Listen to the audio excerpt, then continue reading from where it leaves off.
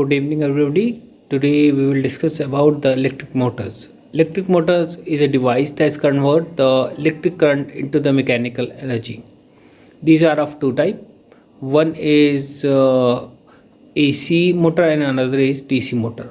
DC motor is convert the DC current into the electric mechanical energy, and AC means the alternating current that convert the mechanical energy. First of all, we will discuss about the DC motors. DC motors consist of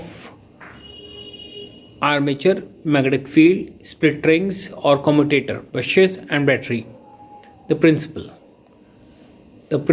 is when a coil carrying current is placed in a magnetic field, it experiences a torque. As a result of this torque, the coil begins to rotate. This is basically the principle of the DC motor. Armature is a thing, that means it is a rectangular box, just like this phone, and just like phone on which the wire is encircled or wrapped. That is a armature. Armature is made up of soft iron core, so that the magnetic field can be easily passed through it. And this armature is consist of A, B, C, D, just like this is A, this is B, this is C, and this is D. And the pictorial representation, if you want to see, I can show them. First of all, I just make you to understand what the concept is. And having the magnetic field is the permanent magnet we will use in it, and split ring or the commutator. Split rings, that's you can say the half rings are there, half, that means, and one is the brushes that's continue to slide on it. This the brushes is made up of basically the carbon, and split ring is made up of metal, and it is half. That means after moving to this point, it is disconnected and connected to the another half ring, and so the current direction remain the same. And then the brushes are there. Brushes means the carbon brushes which is always try to touch this brush half ring. And finally the battery is through which the current is passing. I just showed to the in a diagram. Just like here, you can see that these are the magnetic field. The field is going from north pole to south pole, and this is the armature on which the wire is wrapped, and the current is passing through this corner. From this is the battery, then from the half slip rings, then it moves to this field, and then it is continues to rotate and then reach to the again back to the field. This is the now in Hindi what we called as in Hindi version, ये magnetic field का जो principal है, मतलब आपका electric Motors का ये principal है कि जब इसमें इलेक्ट्रिक करंट किसी मैग्नेटिक फील्ड में रखा जाता है तो टॉर्क प्रोड्यूस होता है. टॉर्क मीन्स द फोर्स पर परपेंडिकुलर एरिया. सो अब यहाँ पर मैग्नेटिक फील्ड में ये वायर रखा जाता है. अगर आप देखें ए डी जो है करंट जो है नीचे जा रहा है इसमें, और करंट यहाँ से चलेगा. अब बेसिकली ये कंसिस्ट किस चीज़ों से, ब्रश आपके north pole south pole, that means field, coil, armature एक तरीके का आपका रेक्टेंगुलर सॉफ्ट आयरन कोर रहता है. सॉफ्ट आयरन यानी कच्चा लोहा जिसपे वायर जो है लपेट दी जाती है, और वो इसलिए लपेटते हैं जिससे कि ज़्यादा से ज़्यादा उसमें मैग्नेटिक फील्ड पास कर सके. और इसमें हाफ रिंग होते हैं, हाफ रिंग जिससे कि सेम करंट मतलब सेम डायरेक्शन में मूव करता रहे.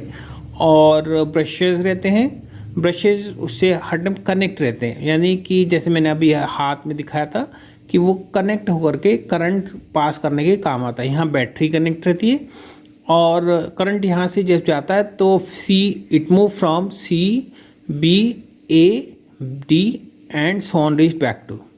अब अगर जब यहाँ से करंट जाएगा तो Fleming left hand rule use करेंगे. आप इधर देखें ज़रा, फ्लेमिंग लेफ्ट हैंड रूल मैं दिखाता हूँ। फ्लेमिंग लेफ्ट हैंड रूल क्या कहता है, दिस इज़, अगर याद नहीं तो आप याद करें, father mother child, father means the force, this is the mother means magnetic field and this is the current. तो अगर करंट आपका इस डायरेक्शन आ रहा है, फील्ड इधर से, तो अगर हम ये लगाएं, द करंट डायरेक्शन यहाँ से मूव कर रहा है, ये फील्ड है, तो जो फोर्स है वो ऊपर लगे है। तो वायर जो ऐसे इस तरीके से है, ये वाला जो वायर है ये ऊपर की साइड चलेगा, और यहाँ पे जो करंट जा रहा है, क्योंकि मैग्नेटिक फील्ड और करंट एक डायरेक्शन में, तो ये फॉलो नहीं कर रहा है फ्लेमिंग लेफ्ट हैंड रूल, तो इधर कोई भी फोर्स नहीं लगी। सिमिलरली यहाँ पे, और यहाँ वाले जो आर्मेचर है, यानी जब करंट इधर से जाएगा तो फ्लेमिंग लेफ्ट हैंड रूल, जैसे कि करंट डायरेक्शन आपकी जो है ऐसे गई, मैग्नेटिक फील्ड ये, और ये डाउनवर्ड जा रहा है, तो यानी कि ये वाला कॉइल जो है, ये वाला पोर्शन इधर से जाएगा, और जैसे ही हाफ रोटेशन होगा तो करंट फिर से इधर से मूव करेगा और ऐसे मूव करके इधर से चलेगा। तो ये कंटिन्यूसली ऐसे मूव करता रहेगा।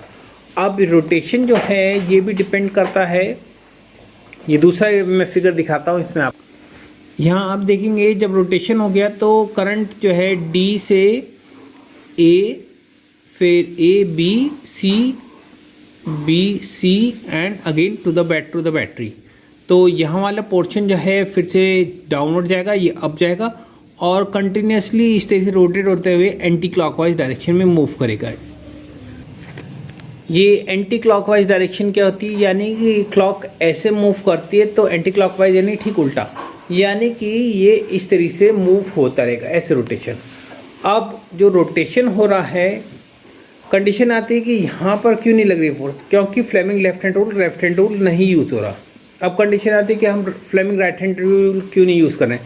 फ्लेमिंग राइट हैंड तो हम यूज़ ही नहीं कर सकते हैं, क्योंकि उसमें हम मैकेनिकल एनर्जी से इलेक्ट्रिक एनर्जी बनाते हैं, यहाँ पर उल्टा कर रहे हैं, यानी कि हम इलेक्ट्रिक करंट से मैकेनिकल एनर्जी में कन्वर्ट कर रहे हैं।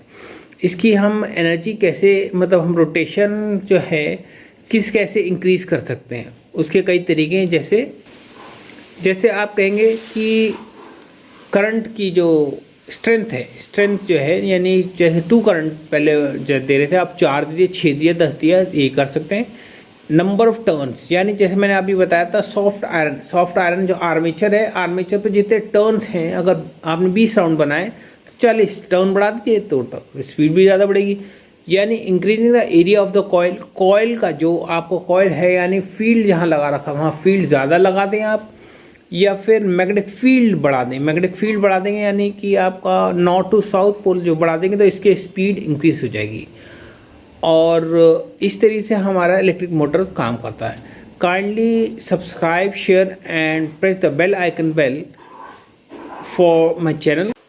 आज के लिए बस इतना ही, और जिन्होंने मेरा चैनल सब्सक्राइब नहीं किया वो सब्सक्राइब कर दें, शेयर करें और बेल आइकन को क्लिक करें, जिससे उन्हें आसान भाषा में समझने वाले फिज़िक्स हिंदी और इंग्लिश में मिलते रहें, और एकदम से जैसी मैं अपलोड करूं उनको भी वीडियोस मिल जाएं। थैंक